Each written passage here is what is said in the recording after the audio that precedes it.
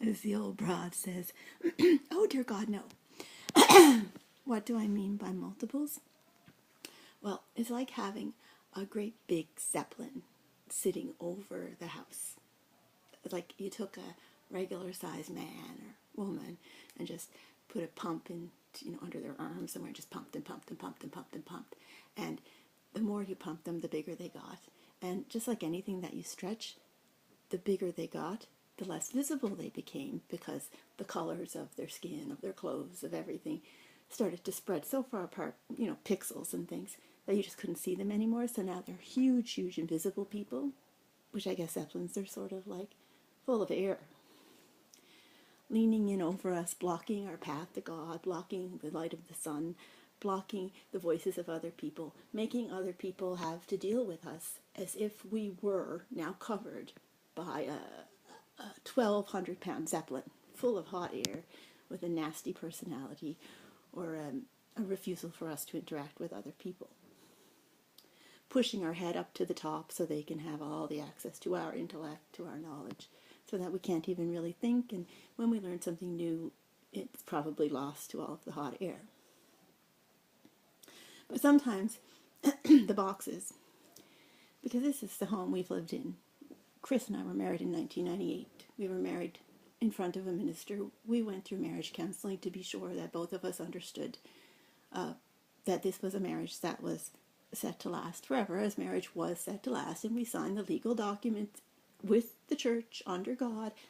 I had been very careful about not getting married, so I was very adamant in Chris maintaining the rules, following through.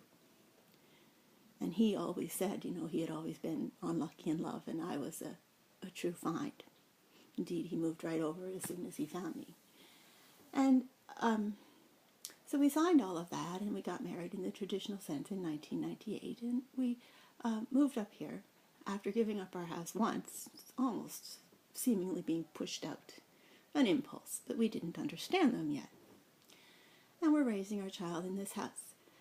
And things happen, people meet people, people change friendship grouping, people change social groupings. But it's almost like the zeppelin that was sort of lingering over us, and sometimes going through us, sometimes getting in us, so that we began to look like a zeppelin until we gained control and forced it out around so you couldn't see it anymore.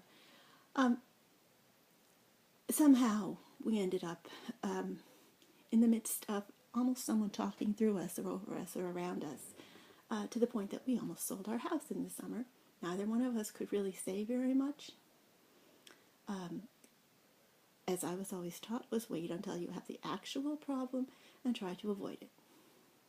But I didn't want to be left alone here with all of my things still on the shelves, as Chris listened to the zeppelin over top of us, and she'd say, pack this, do that. So I put my things in boxes also, while they were available. And every time I think I'm going to go and take something out, you can hear the right-wing pilot of the zeppelin's voice come through the wall. Sometimes it's a male, more often than not it's a whiny female. Tell her she's not allowed to do that. That's what it sounds like. Imaginary, real, you can hear it. It is audible.